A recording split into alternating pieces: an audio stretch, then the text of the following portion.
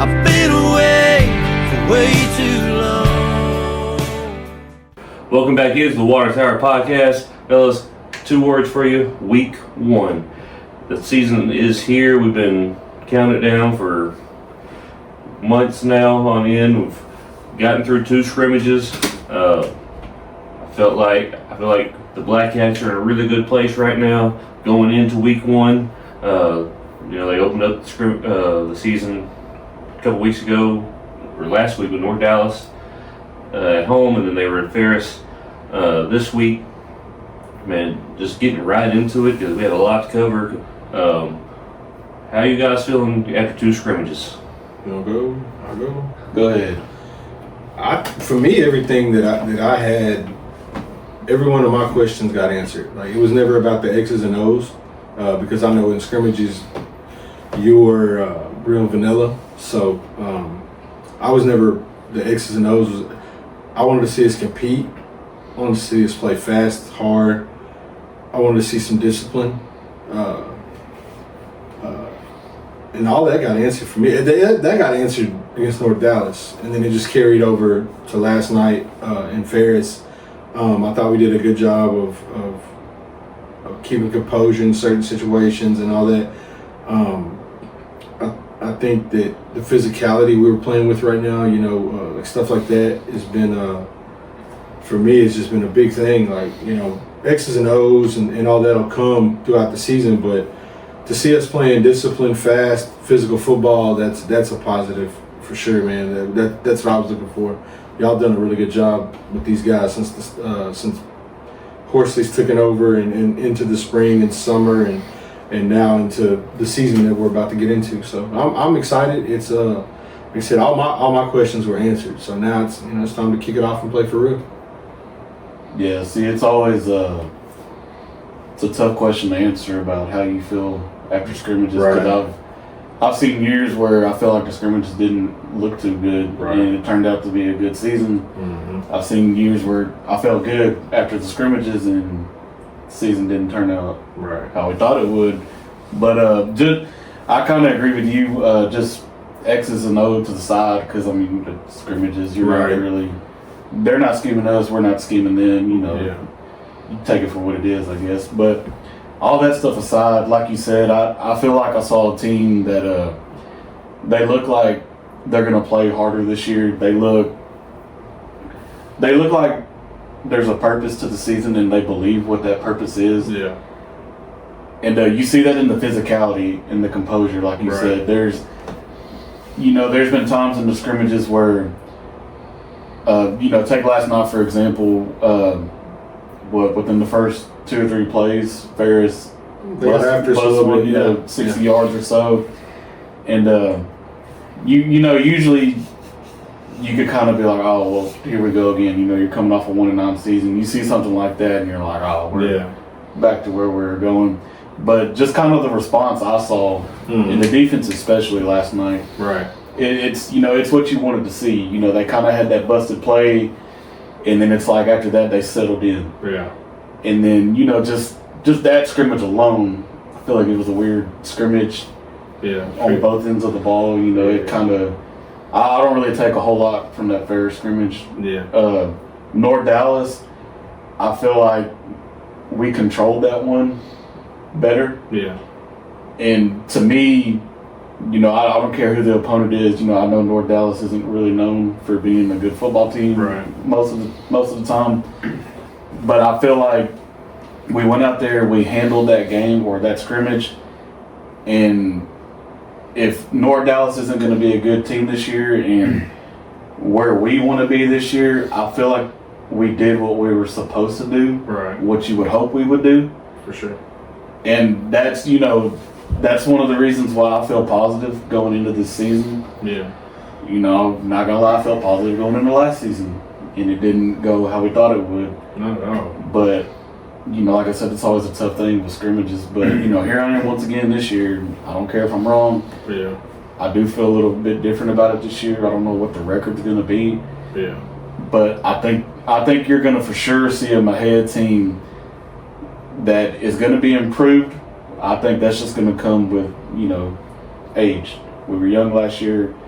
I think we have no choice but to improve just in that aspect of it. Yeah. But you're gonna see a team that's gonna come out there and get after you every Friday night, whether you're the Grandviews, Whitneys, whatever. I just think you're gonna see a team that's gonna believe they can win every Friday night, and they're gonna play like that, and they're gonna play until that final buzzer goes off. And from 2 scrimmages, that's about all you can ask for.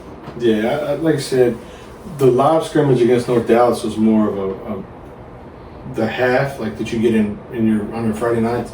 It was hard to tell last night in Ferris's because to start it off they kind of stopped the clock for them and the quarterback was supposed to have been dead when we got there to him or touched him or whatever, and they allowed him to keep going and all that, which they've done in the past. And then they scored and we responded.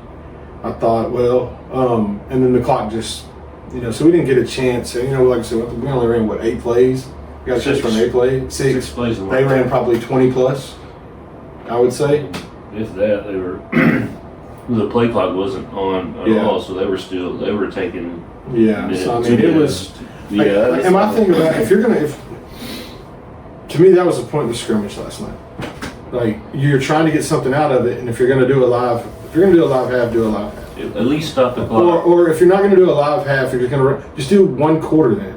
So you can at least get a look of how it's going to be on Friday night.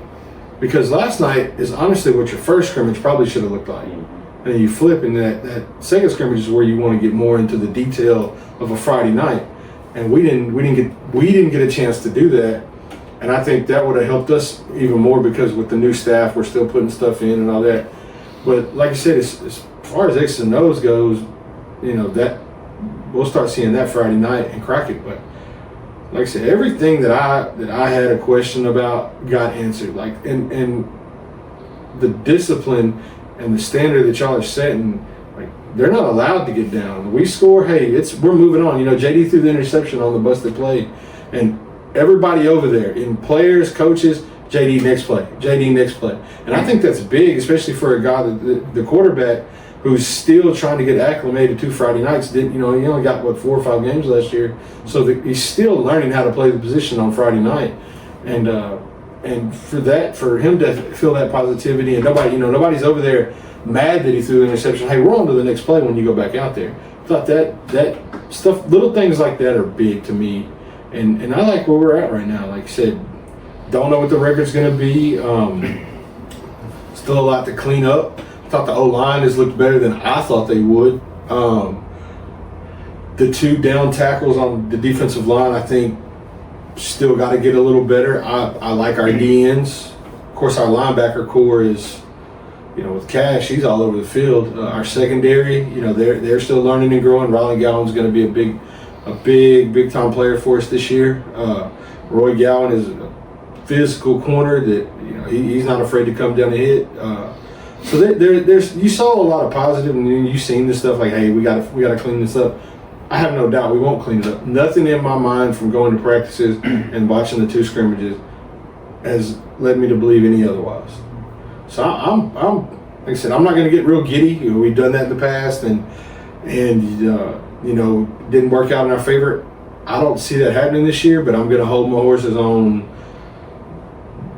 riding the high train until we get out there on Friday nights. So yeah, we'll see how you feel on Friday morning. Hey, Friday morning the blood gets to flowing. Like, and it's crazy, man. Like, this is my 20-year reunion, so Damn. I haven't played in 20 years, but every Friday morning, like, I still get that kind of like that Friday night feeling, and then getting to go out there and watch my kid play, but there's something about Friday mornings in Texas high school football. It's just like you're up earlier than your alarm clock most of the time. Like, you probably don't sleep that well Thursday night. Like, it's just the excitement, man. It's like a kid at Christmas for me. Like, I'm so ready for next Friday night, and it's gonna drag. Like we talked about it. Next Friday's gonna drag, and then it's gonna be over. So. But I'm excited, man. I like where we're headed with this coaching staff and this group. And like me and Ken was talking about, we've said in a group chat, this group has won a lot on the youth level and up. It was just kind of about finding that swagger and getting back to knowing that you are winners. You've done it a lot in your life. Just bringing that out, like proving that you can be successful. You know, so and I see that happening. So it's got me excited, man. I'm looking forward to Friday night. Yeah, and you know, I want to point on something you said, and we're both are really like last week at our coaches show. You know, Scott and Buzz asked coaches, you know, what's something when someone watches your team, what do you want them to say? You know, because Horsey did say he wants them to say, wow, like Blackcats are a very physical football team. They play hard every snap, every quarter. Like I think we're getting to that point. Yeah, it's there. Like you seen it last night, and the thing is, if y'all watch so much film, nothing's going unseen, nothing's going unfixed, uncoached. So like the standard is being set, and everyone's being held accountable to the same standard. So, you know, like we can do nothing but improve as the season goes on, I think. Yeah, I definitely agree. I mean, one thing I want to ask you, like, is it like you already said Ryland stood out? Is there anyone that you necessarily saw that stood out in the scrimmages? That's easy to me. Cash. Yeah. Easily. Yeah. He could have cleaned their quarterback up a couple times and pulled up. Yeah. To me, like I say Cash easily, because as far as offense goes for us, we obviously haven't shown what we're going to be, because I know we have two running backs in that backfield that can get loose at any moment, and you know we've kind of held it back a little bit. You know, it's understandable, but like you said, to me it's Cash easy. Like he is out there flying around everywhere, making all the plays. Every time you look up, you see him right there. And I mean, him standing out, but just the defense as a whole, like they are flying around this year. I think for me, I like how JD's been playing. Like he's matured. Like you can tell that he's had a great offseason. He's matured. He's gotten a little faster. The ball's got a little more pop on it. I've been surprised by our line. You know, I texted in our group chat. I said, man, our line ain't looking too good right now. Come to find out, our defensive line's pretty damn good. Yeah. But that's another thing you like to see best on best. Iron is sharpening iron. Like you can see it. Like our corners are going against our receivers, and I feel like we got 3 to 4 good receivers that can go make plays. A tight end that can go make plays. So when those guys are going at each other in practice, it's only making everybody better. You know, like Keaton and Roy go at it in practice. And, you know, Keaton kind of struggles to get open sometimes against Roy, but then we go and play the corners we're playing in the scrimmages, and he's right by him. You know, Gabe's right by him. Adrian Martin's right by him. So, I mean, I feel like as a whole, everybody in our program has improved over the summer to now. But the ones that have stood out to me he spoke defense, so I'll go offense. It's been JD, his maturity, the zip he has on the ball now, his decision making, and our line surprised me a lot. You know, and we'll, as the season goes, those guys will only get better. Yeah, and I think of North Dallas, that scrimmage. You know, JD he went 12-14. Yeah. Really should have been 14-14. I know he. Couple missed throws, couple short arms right there. First scrimmage jitters. No, I get it. I think last night, I can't quite remember. I think I know he had the interception, but I think he only had one other completion. I think. It was a pass interference. So really, he had 2 to key in for sure.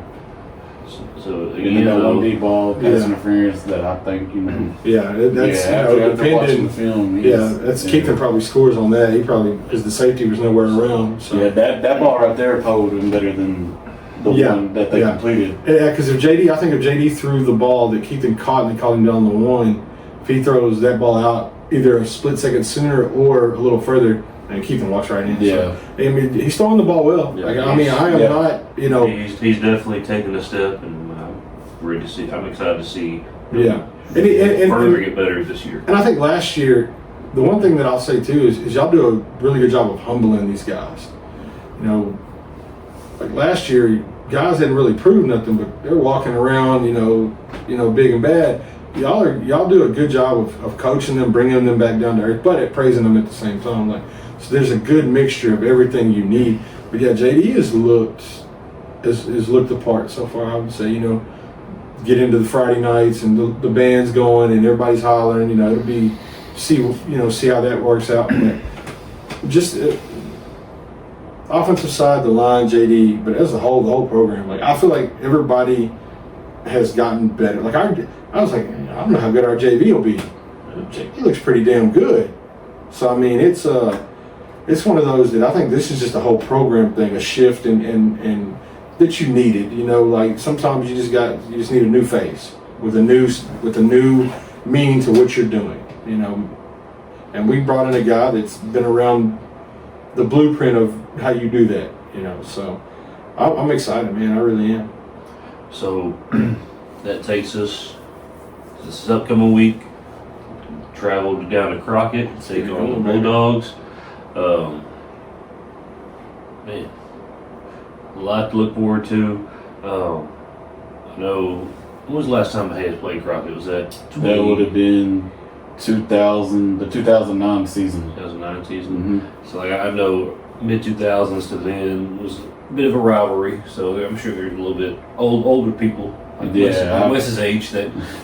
Shoot, I think it goes further than that. I want to say in the 90s it was 90s. They were in our district up until my sophomore year was the last year they were in our district, and then they started staying south.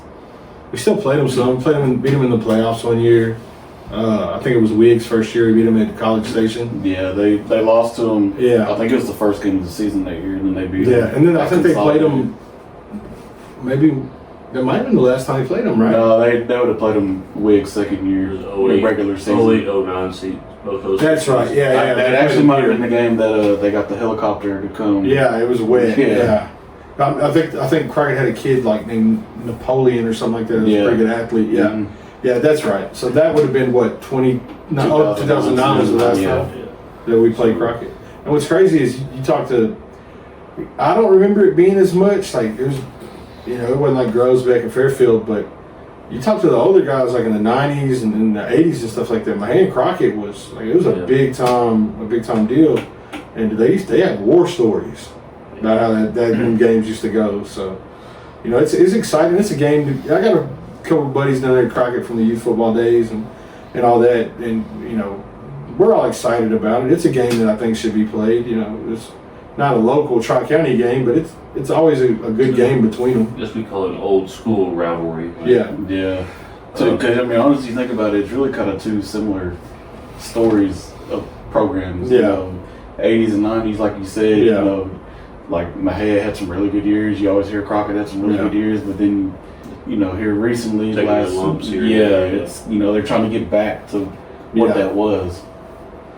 Yeah. So we go down there this year to start the season. It's gonna be a little interesting matchup with what they do offensively. They run the double wing.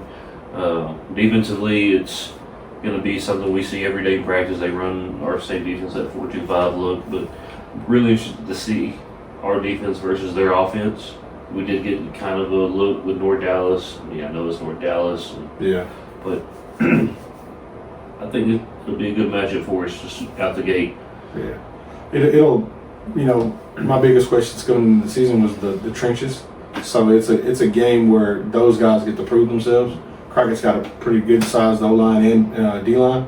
So it gives our guys a chance to get down there and get nasty and see how tough we can be. It's a meaningful, non-meaningful game. You want to get as much out of it as you can, but at the end of the day, you're trying to get better to get to district. But for me personally, and I know you guys feel the same, I think we all do, we hadn't won a week one game in 10 years. 10 years. So it'd be nice to break that this year. So it's not the end of the world if we don't, but it'd be great to do it. But yeah, the trenches is my biggest question, and this coming up week will answer even more questions that I have about that particular positions. Yeah, I feel like seeing North Dallas was good for us because like I said, Scrimmage, we don't know how North Dallas' season's gonna go. They might turn out all right this year. Yeah. But even if they're not very good, when you run that style of offense, defensively, if you're not disciplined to what you're supposed to do, what your job is, your keys. It doesn't matter if they're not very good. They can still bust some plays on you. They might not, lock scoreboard up, but they can bust some long runs on you. And that didn't happen. Yeah. So to me, that's a positive going in. Is I feel like we handled that well. Right. Seeing it, and just can we kind of keep that discipline and keep our poise if they do bust a big one. Right. Can we still lock in and do what we need to do to limit what they're going to do? Yeah. So I agree. I think that's going to be an interesting matchup. Yeah. And you touched on it earlier, like our defense, they get to the football. Yeah. Like I think that's one thing you notice. Like I think that in a game like this where Crockett, everybody's all right, bunched up together in that one formation. They're gonna go toss the right, left, whatever they do. But I feel like our defense swarms so good and gets to the ball so fast. Like I feel like that's really, really gonna help going up against this offense. Yeah. Just like you said. I think the thing, like I said, that helps us is we are like the discipline is there. Like, the discipline is there this year, and y'all do a really good job of teaching. There's a lot of film. There's you don't spend a lot of time dwelling on it in practice. Hey, we're going to move on. We're going to fix it. We're going to watch film, fix it, and then come back out the next day and get it right. So as far as all that, I don't have any worries going in. I think we'll be fine. I just how physical are we going to be against that? Like, because it's going to be over. It's just relentless. You're going to be sore the next morning after playing these guys. So who can tap? Who can make who tap first? You know what I'm saying? So I'm interested to see how well our line and D line can handle up against that. After watching 2 scrimmages, and Ferris had some size. They were pretty big. I thought once we settled in, and we talked about settling in last night. And remember, we didn't practice wearing anything all week. So I think that might have took a little bit to adjust and get used to putting the helmet on and all that in the heat. And and maybe not. Maybe we just came out sluggish and it took a foot in the ass to get us going. But I felt like we responded well and all that. So it's just about getting to Friday night and seeing what we can do. So thinking about Friday night, we just thought you said O-line, D-line. That's kind of the spot to watch. Where do you think we have some advantages at? Definitely receivers versus their DBs. Like I feel like we can throw it on them all night. Watching their D line on film a little bit, they're big, but they don't move very well. So if we can hold them up just for a split second, man, and Cantrell can have a night. JD will have time to throw the ball. He's just got to relax in the pocket. But I think our biggest advantage is our receivers versus our DBs, just from what I've watched so far. Obviously, I haven't put the time in that you have, and you probably watched more than me too. But I just from what I've seen and how y'all talk, our receivers versus their DBs. Yeah, I mean, you look on film. I definitely feel like that's a point of the game where we could take advantage of some things, but. You just touched on it. One thing I noticed with their D line is, they're big. A couple of them play both ways too. How long can they last? And they already don't move well, like you said. So I mean, honestly, you touched on it earlier too. You said you feel like JD got a little more speed to him. He's moving better in that pocket. It could be a game where he's getting some rushing yards too, where he's just taking what they're giving him. Yeah, and then that's perfectly fine. That's the name of the game. Last year we lost a couple games because of turnovers. Right. Don't turn the ball over. And other than the busted play yesterday, was that our only turnover in the 2 scrimmages of all the plays we ran? Mm-hmm. So that's a positive. So hey, of course, I want to see us throw it all over the yard. Hey, man and Cantrell get active. But hey, JD, go. Sometimes you just got to tuck it and go get you 6. And then shut it down and move on to the next play. Because first down, you gain 6 yards, we're in front of the sticks. Now you can look at, all right, we can take the shot here and all that, because I trust that we can get 4 yards in 2 plays. Yeah. So I mean, like I said, I feel like this could be a game where you talked about JD trying to get used to Friday Night Live still. Yeah. I feel like this could be a game for him where he gets a little bit of, he's got his legs going. Yeah. He's throwing the ball around. As much as I love to see a good run game, it really could be a night for JD where it's kind of like, okay, like, Yeah. JD is here. This is, here we go. And the kid don't lack confidence. Right. And that's the thing I love about him. And I think something that hurt him last year a little bit too was he kind of dwelled on the last play. And like I said, last night it was next play. The kids were telling him, coaches were telling him, and he looked like he responded. We had the turnover, then bang, we come back out, and first or second play, is when we throw the fade to Keith, and it was a great ball. So I think he seems to be. Gibbs got him, I think, ready to roll.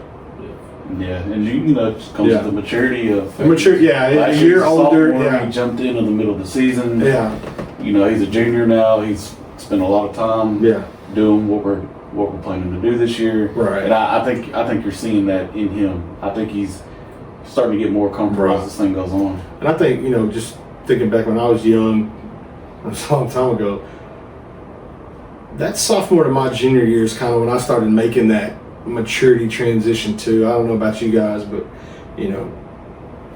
that's just kind of when you start, like, your body's figured itself out, and you're starting to figure yourself out and all that. So he looks like a different kid this year, So we'll see. I think mentally he's gotten to a point where he knows he's the guy everyone's looking to. Yeah.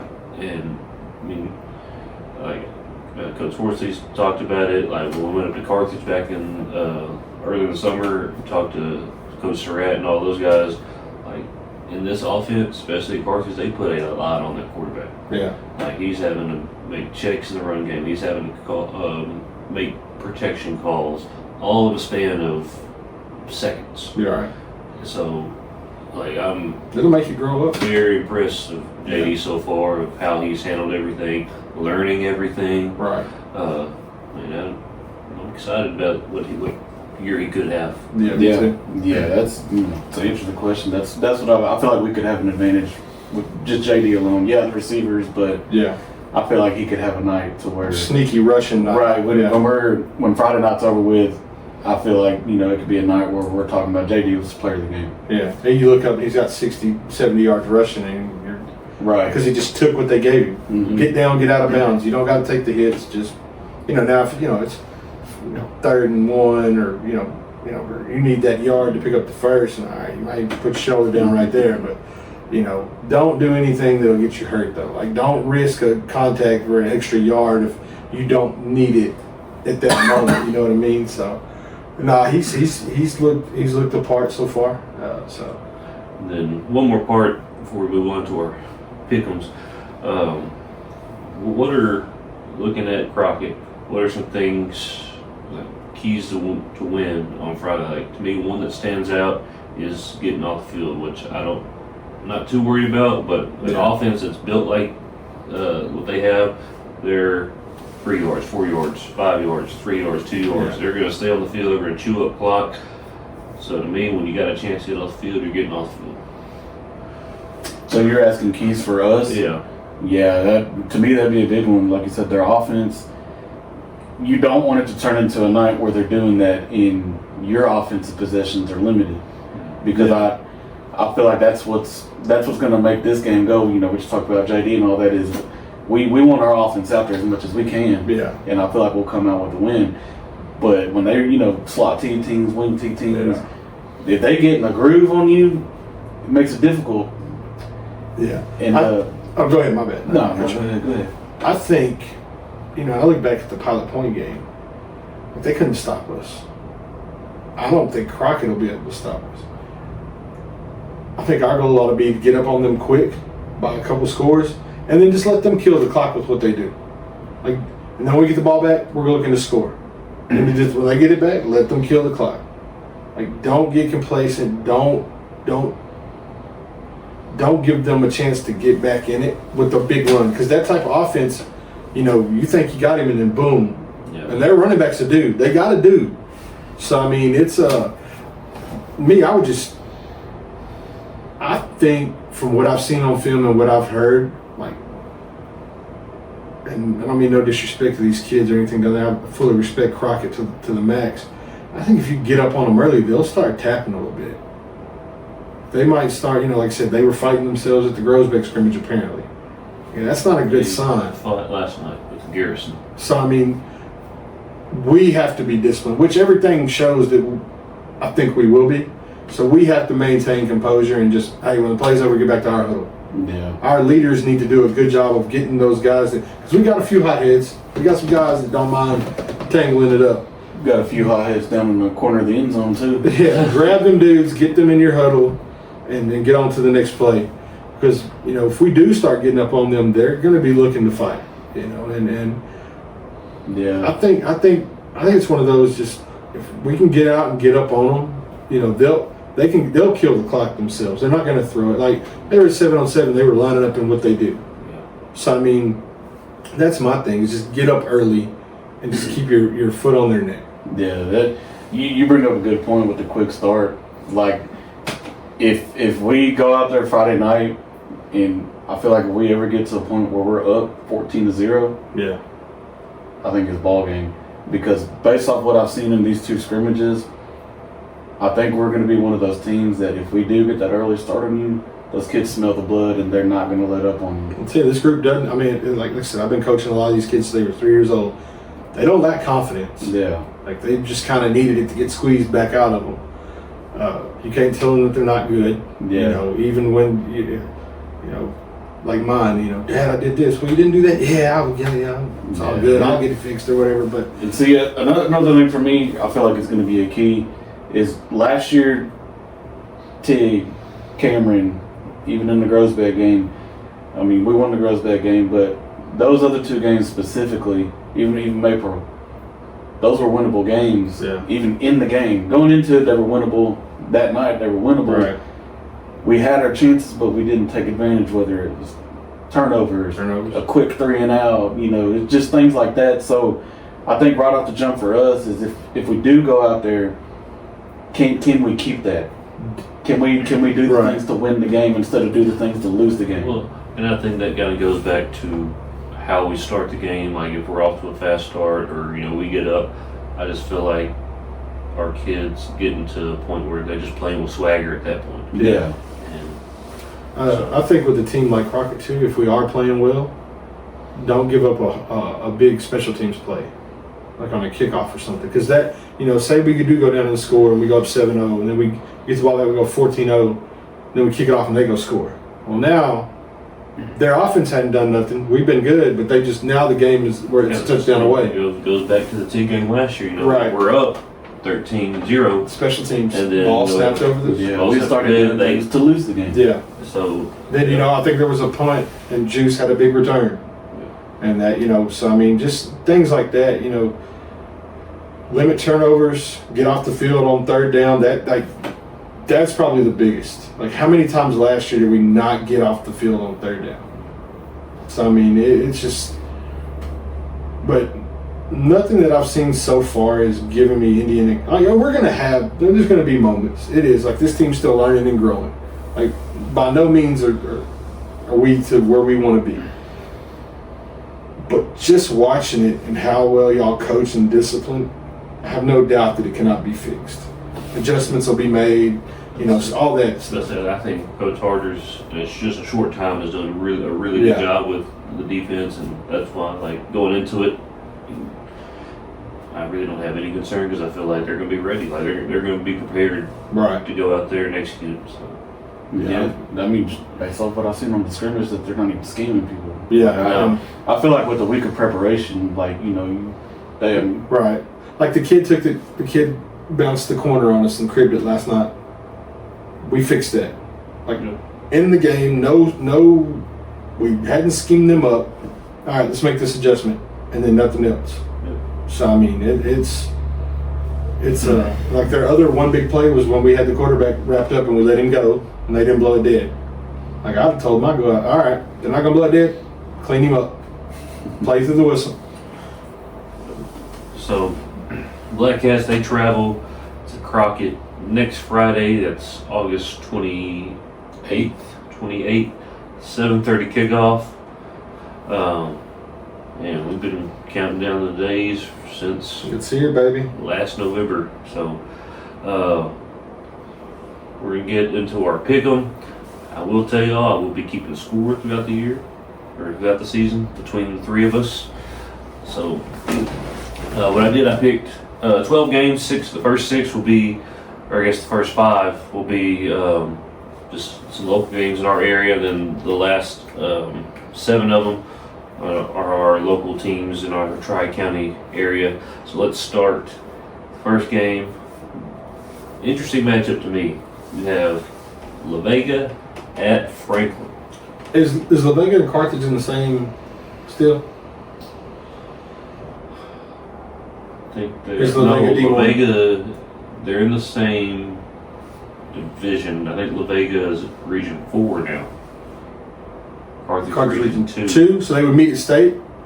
La Vega will be going to state. La Vega over Franklin. Big. Both teams might be going to state. Yeah, but in this game, La Vega's going to. Yeah, I got La Vega big. I think, Franklin is really, really good at what they do. Yeah. I don't think that's a good matchup for them with La Vega. Yeah. I think La Vega defensively. This seems like a game that Franklin and La Vega couldn't find anybody to play, so we're going to play. But Franklin played. They Savannah. do. They do. Yeah. They Like, and I think that was a situation where they couldn't find nobody to play. I mean, that's Unless you're just trying to let them hang. That's what happens when you're really good. You can't find nobody else. But to me, this is a good game for Franklin, though. You just see a really good defense and really see where you're at early. Yeah. So would La Vega play anybody that runs what they run on their way? Because Liberty Hill's 5A, right? Mm-hmm. Yeah. So this has got to be just a game where neither team could find someone to play. Belleville is. I can't remember. Belleville's in Region 3 or Region 4. They would have to see them potentially to go to state though if they're in Region 3. Yeah. So I still think this is just a game. Neither team, they're so good, could find a game to play week 1. So you took La Vega. I'm taking La Vega. I'm going La Vega. Taking La Vega. All The 3 Road Warriors. Yeah, they're 8 8 road games this year. I hate that for them seniors, man. Yeah.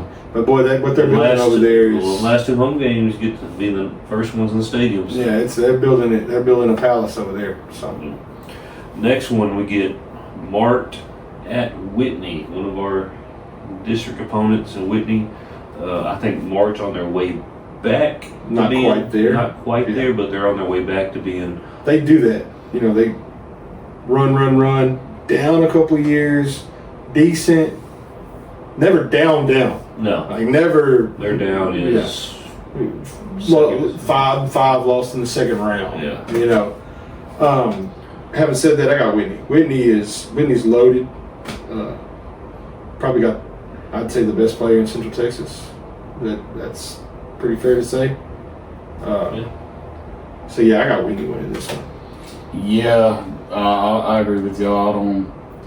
I don't think Mark's gonna have enough for Whitney, but I do think Mark is trending back to what they are. But like I said, this Whitney team's loaded. They're a favorite in 3A. So It's a tough matchup for Mart because they're a 2A, so their numbers aren't there. And then what Whitney does, they're gonna go no huddle and fast pace. It's just not a good matchup for Mart. Give me Whitney.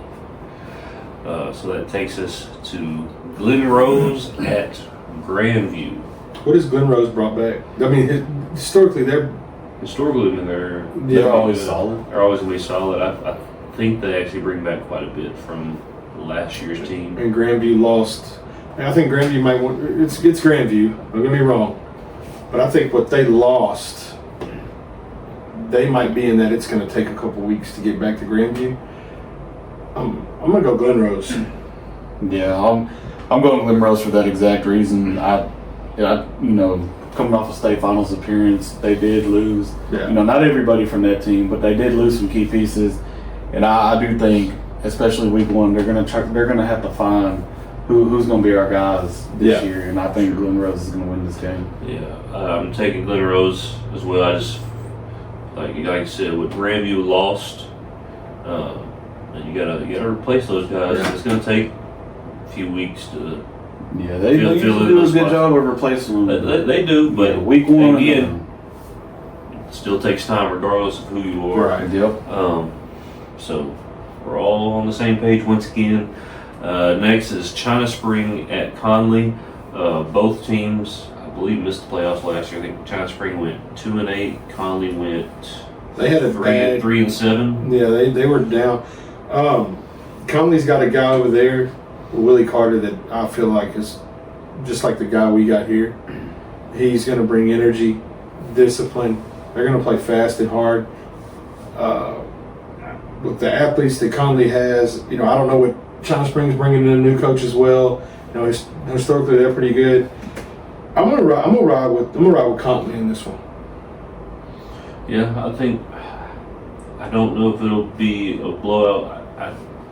Conley gets a win, but it's close. Yeah.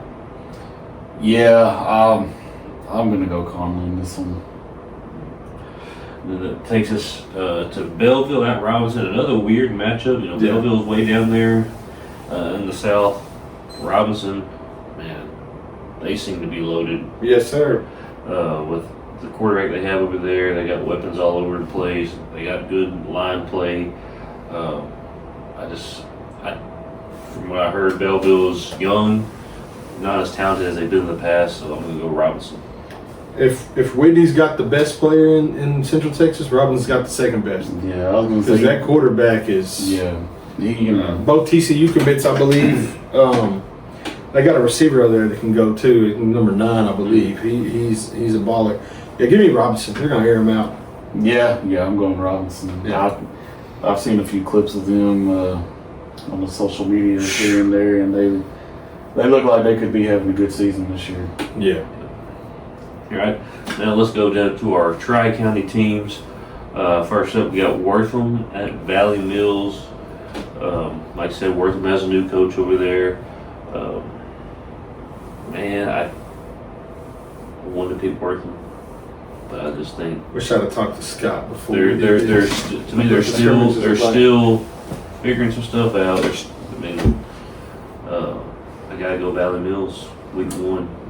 Yeah, I'm going Valley Mills. Like you said, I think it's going to take Wortham a little more time in the season to get. I will say I still think they're a playoff team. I just don't think they'll be there yet. Yeah. Right away. Yeah, Getting better it's each going to take week. some time. Yeah. Sorry, Scott. I'm going Valley Mills, brother. All right.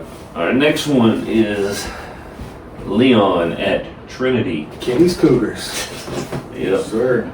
Everything that Ken's told us, they've had 2 good scrimmages. They look good. Yeah. Trinity, I think they've always had athletes Yeah. here and there, but man, I'm going Leon. Yeah, I'm going Leon too. The stuff I've seen Ken showed us and how he's talked about those kids down there, Yeah, give me Leon.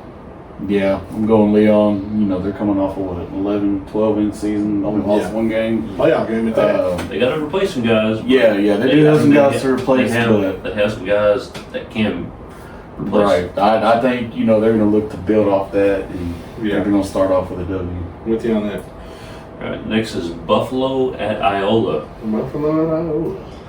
I think Buffalo's going to have a good year this year. I think so too. I will say I think there was one of their players put on TikTok that we picked them to go 7-3. To me, that's a really good year. Yeah. I'd love someone to pick them to go 7-3. Yeah, I get the logic in that when you've historically, 7-3 is a really good year for you. Especially coming off the last 2-3 years. No disrespect was intended, but hey, if that's what motivates you, man, they think we're gonna go 7-3, man. They're saying we suck. Okay, write it down, use it. I got Buffalo in this one. This is not a game. This is not one of the 3 losses that I have for them. We'll talk about that next week. I think they roll Iola. Yeah. Yeah, I'm going Buffalo. All right, next one. Centerville. Waiting on them to say it. Centerville at Groesbeck. By 50, 60. Centerville. Thought he's 6 and say 70. 80. Centerville is an interesting team to me because I feel like the last few years they've been really good. I think they're on a very slow downturn. Still gonna pick Centerville? Yeah. Every time. Twice on Sunday. To my Well, Grossbeck are you gonna be people, the love one y'all. Not picking Be y'all. away. No, I can't do that. I'm going Centerville. I don't care how bad they're going to be, how good they're going to be. No disrespect to North Dallas, but North Dallas plays Grossbeck. We're picking North Dallas. I would. Look here. If a 6-man team was playing Grossbeck and Grossbeck still had 11, picking the 6-man team. But no, all jokes aside, I really do. You know, rivalry to the side. I think Centerville's going to win this game. All right. Next one, Tig at Cameron. Yo, to me, this is a Interesting. very interesting game to me because I love what Tig has up front. I feel like that's where they're going to win games at, is up front.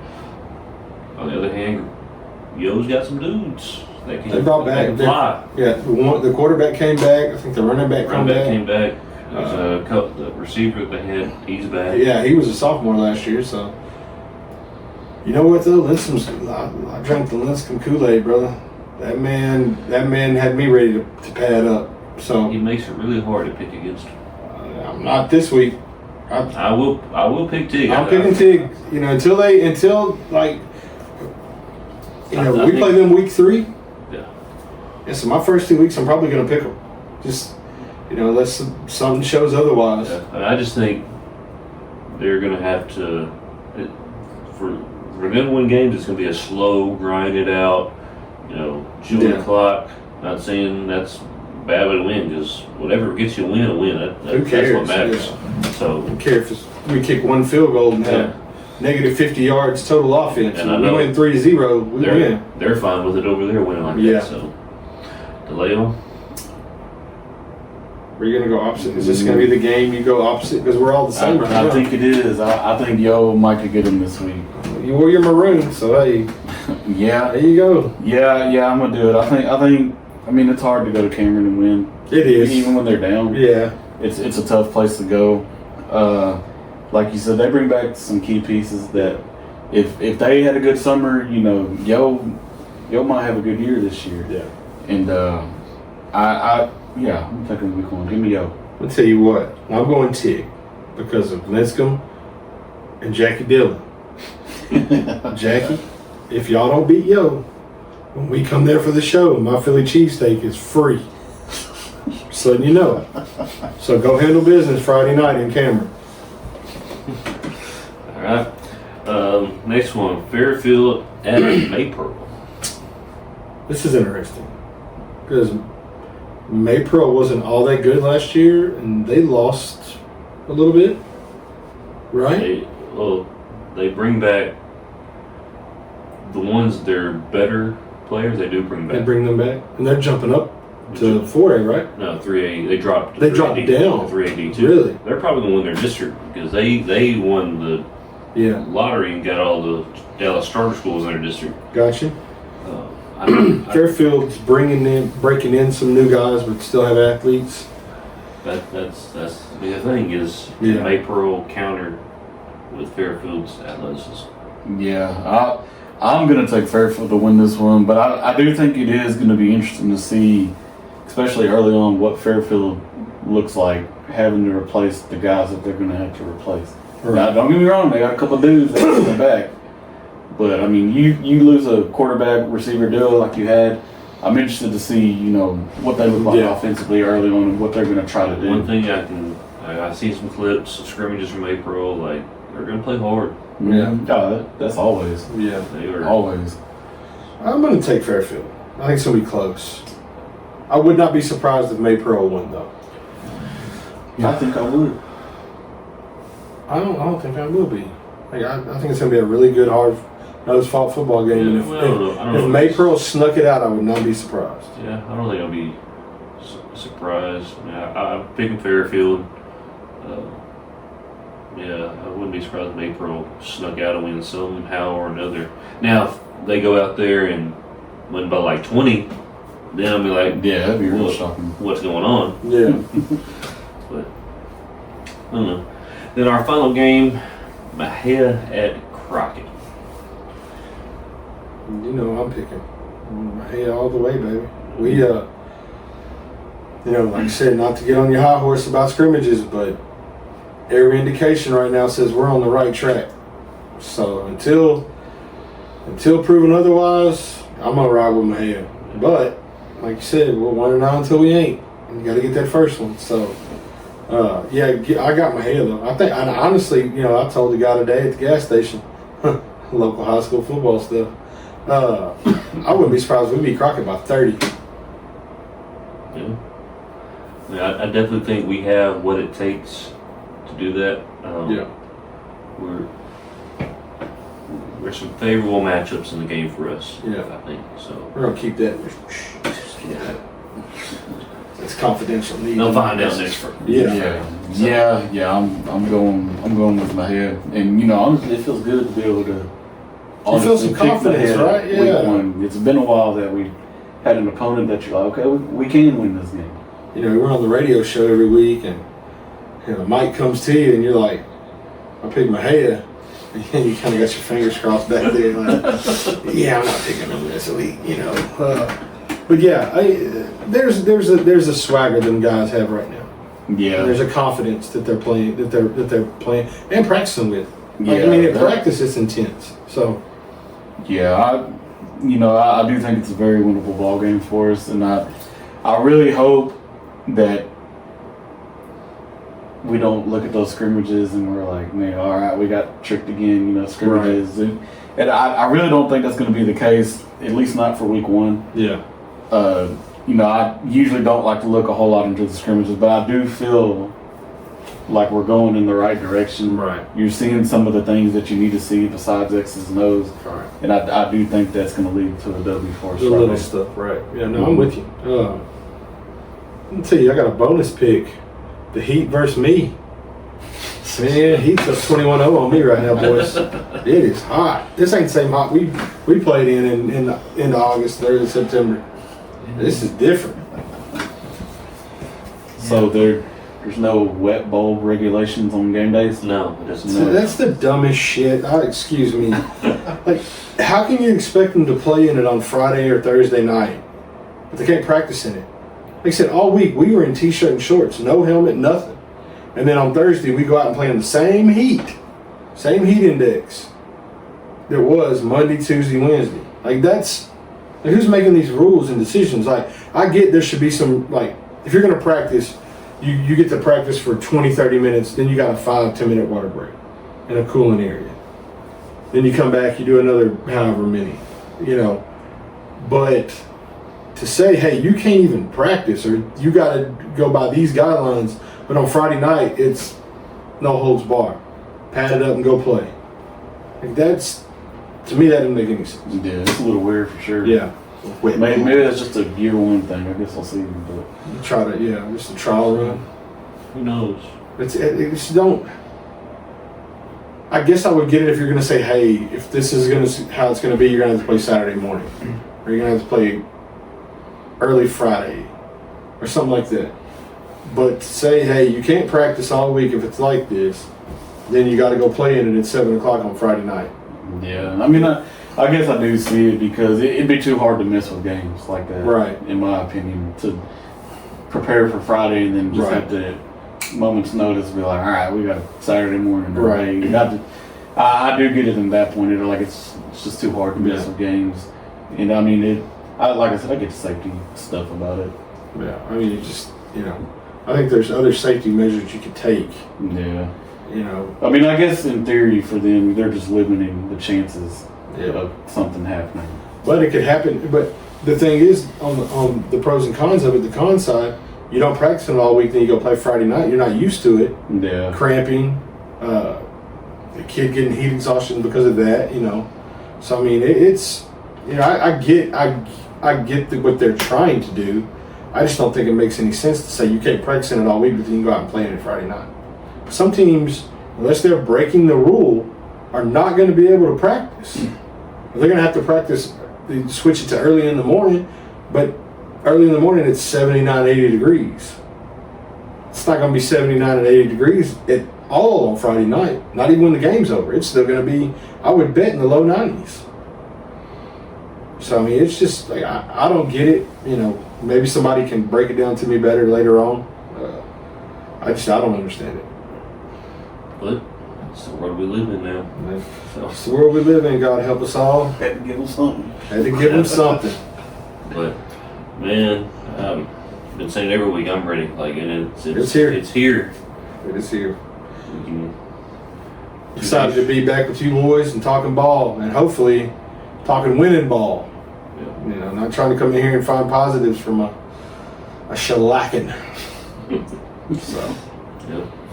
And maybe we can do that same on Wednesday nights. We're on the pigskin preview. Go in walk there. in there like Conor McGregor, boys. Did you see that? Did you see that win? Yeah. So, Yep. get that Tri-County trophy, I guess, that's going around. You know, we can shooting for that. We're gonna throw a big old shindig when we win that thing. Yeah. Get shirts made. Yeah. One week at a time, though. Crockett first. One day at a time. One day. Hey, yeah, stacking days. Win the day. battle. Win the day, Bubba. But we got 7 days. 7 days. So, guys, again, we appreciate everything that y'all have done by supporting us, whether that's sharing on Facebook, liking, commenting, watching episodes on YouTube. I think our coach show last week was a big hit. Yeah. I think not so many live viewers, but after the fact. Yeah, kind of win. And some people said, hey, we didn't know what was going on, and we did promote it really well. And Buzz did, and Jackie and them at the Vineyards did promote really well. Just, you know, I guess the algorithm sometimes doesn't, you know, but, you know, shout out to Jackie for letting us do that. Buzz and Scott coming through, Bechtel, Linscomb, and of course our own Coach Horsley. I thought it was successful. I thought it was good times. You know, we had a little malfunction early on with the start time, but you know, it's not how you start, it's how you finish. So it was a great show. Followers have been going up. Shout out to y'all. You know, I've had a couple people pull up and ask me when the next one is. So, you know, the viewers are going up. We're almost to 1,000, aren't we? Likes or subscribers, followers. We're like what, 3 away now? Yeah. We're right there. We're on our way, boys. We are on our way. We're gonna try to get this on a weekly schedule. So Yeah. I mean, I know, Leo, you got softball throughout the season on the weekends and stuff, Boy, but do I. we can figure something out though. Yeah. So that way we're a little bit more consistent, because we got more and more followers now. They're looking for new episodes and stuff. So be on the lookout for that stuff. We're gonna try to get some more guests on with us throughout the season. I got a couple lined up that we need to kind of make that happen. So yeah. Forget anything else? no, I think that's about it, brother. That's it. Be there in Crockett.